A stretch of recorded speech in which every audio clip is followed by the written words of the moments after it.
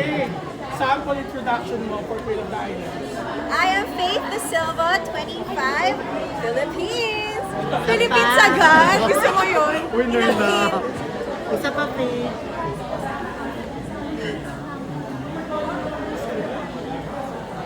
Bakit ka ganun kasigurado? Philippines ka agad eh. May gagamitin ka bang brilyante? Hindi natin gagamitin ang brilyante natin ngayon. Gagamitin natin ang utak natin, ang skills natin sa pag-usap sa iba't ibang mga tao. Siyempre, yung purpose kung bakit nandito talaga kami lahat. Diba? To celebrate womanhood. Faith, anong nire-represent mo here? Anong place or lugar? Miss Taguig! Ako si Miss Taguig. Taguig! BGC Taguig, no? Miss Yaman. BGC Taguig! Talagang Right? ano eh, BGC talaga. BGC Taguig. Hindi binabago. Ano ka mga preparation mo for this Queen of the Islands? To be honest, sabi ko nga sa kanila, this is the first time I'm doing something outside of my comfort zone. Kasi this is a different venue for me, di ba? I've been used to working sa TV, and this is a different platform para sa akin. Nasa stage tayo. At alam niyo naman sigurong lahat na it has always been a dream of mine to join a beauty pageant contest. And I think this is the perfect time for me na talagang i-push ko na yung sarili ko beyond all of my emotions, lahat ng takot, lahat ng doubts ko. I think minsan hindi natin kailangang isipin kung gaano tayo ka-ready. Because being ready is not an emotion, but it's a decision. And I am deciding right now na ready na ako. Faith, kasi di ba kapag matagal ka nang pinupush para maging beauty queen, Yes. ano naman nag-push sa'yo para lumaban para sa Queen of the Islands aside from the money? Siyempre, the money yung first. Okay, pangalawa. Pero kasi the thing is, I think Queen of the Islands is the perfect platform to celebrate womanhood. Beyond the beauty, beyond physical appearance, ako naniniwala ako na ang sarap lang din to be surrounded by queens na mga hasa na, di ba? Ang dami kong mga kasabayan dito na minsan matatakot tayo eh. Kasi mas marami silang experience sa atin. Pero ang siguro strength ko dito is yung wala pa akong masyadong kaalaman. At minsan hindi yung challenge.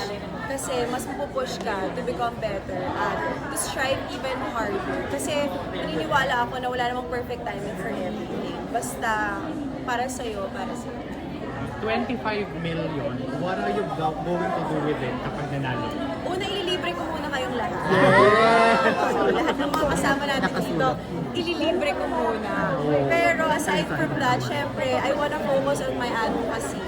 Hindi lang naman ang victory na to ay para sa akin. It's not just myself and what I represent and where I come from. It's also what I can do sa money na yun. Syempre, hindi ang money kasi it's an opportunity for us to help others and ourselves. And sana by winning, marami tayong matulungang tao. Yung purpose, yung drive, at kung ano talaga yung reason why I'm here, yun ang pinaka-important.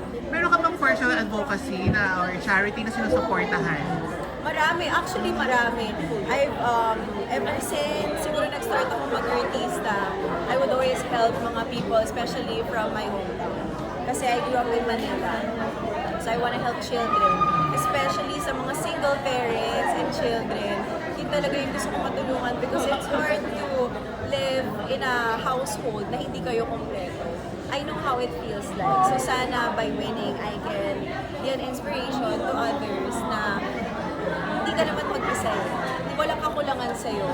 Because there's a community and there are people who can help in the future. At ako yun. Faith, katulad ni Flamara, pag iniyabin mo din ba ang Queen of the Islands na pageant? Dapat masunog lahat. Hindi, pero kasi with fire naman, hindi lang siya aggression eh.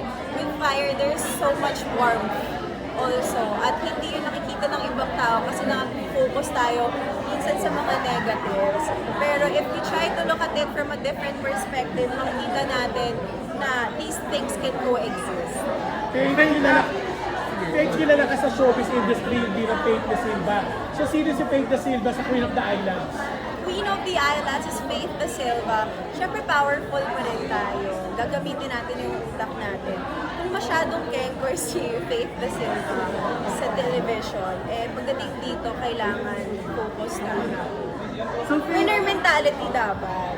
Faith, kung ano man mangyari dito sa pageant na to, halimbawa, hindi pala rin na manalo, may chance ba na isang Faith Da Silva makita namin sa isang national pageant just like Miss Universe Philippines? Well, it has always been a dream of mine to join a beauty pageant contest. At sa totoo lang, gusto kong tanggalin lahat ng mga doubts ko, lahat ng mga fears ko. I think by joining Queen of the Islands, natutulungan ako nito to become more prepared sa mga bagay pa na gusto kong gawin in the future. I am not closing any doors. I think this is a perfect opportunity for me para simulan itong bagong yugto ng buhay ko. Bisala! Bisala! Talaga! Sample naman ang introduction. Sample na introduction. I am Faith Da Silva, 25, Miss Taguig. Ang ganda! Ay! Ay! Ang era siya, oh!